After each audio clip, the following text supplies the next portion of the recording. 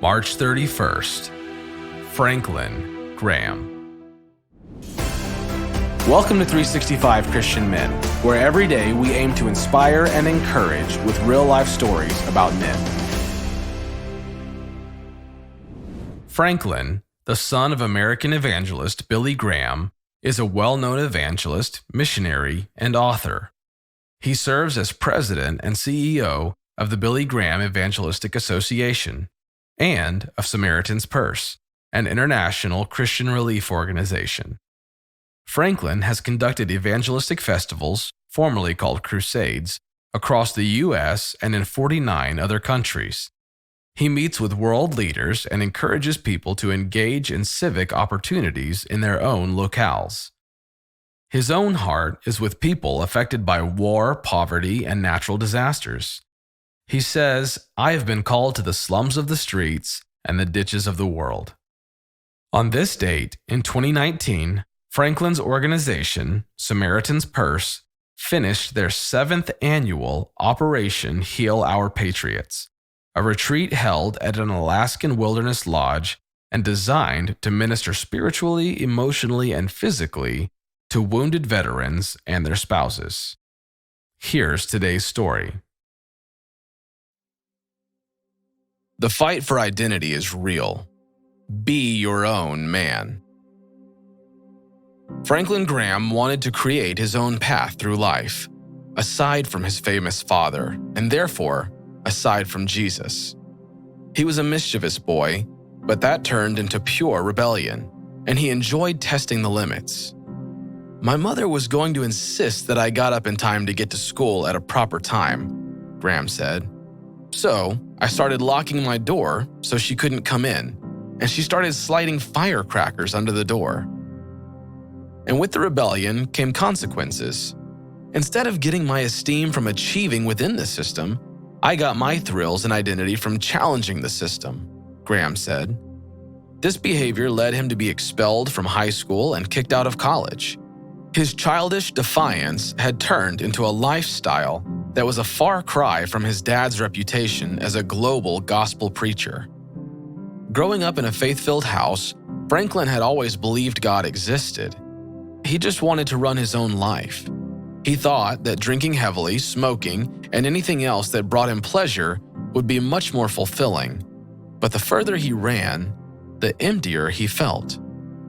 "I realized for the first time that sin had control over my life. Franklin Graham was not in charge, but sin was, and there was absolutely nothing I could do in my own power to overcome it." But on his birthday, in 1974, he had just finished a trip to Switzerland with his father when his dad sat him down, looked him in the eye, and said, "I want you to know that your mother and I sense there is a struggle for the soul of your life. And there is no halfway. Either you're going to have to accept Jesus Christ and what he says and obey him and follow him, or you'll have to reject him. There is no middle ground." Those few words stuck with 22-year-old Franklin as he traveled across Europe, bottle of scotch in hand, his mind replaying the conversation with his father over and over again. He was running hard from the one thing he knew that could bring him back to the man he was made to be. Well, a few weeks later, one night in Jerusalem, instead of his normal nightly routine at the bars, Franklin stayed in his hotel room reading through the Gospel of John. "When I came to the 3rd chapter, I read not only that Jesus told Nicodemus he had to be born again, but I also grasped that Franklin Graham had to be born again as well." That night, Franklin found what he was so desperately searching for: belonging and rest. His days of running were over. That one conversation had changed his life forever. "I was sick and tired of being sick and tired. My years of running and rebellion had ended. It was finished." Franklin Graham had found the freedom of God that is found only in the gospel.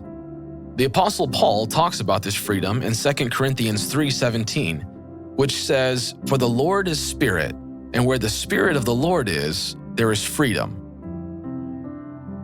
When somebody challenges you with the truth, especially someone close to you, are you willing to listen and accept it? The fight for identity is real. Be your own man.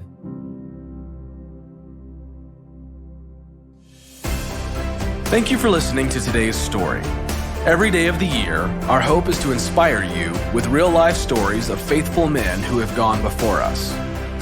Hebrews 12:1 says, "Therefore, since we are surrounded by so great a cloud of witnesses, let us lay aside every weight and the sin that so easily ensnares us. Let us run with endurance the race that is set before us." Join us tomorrow for another story at 365christianmen.com.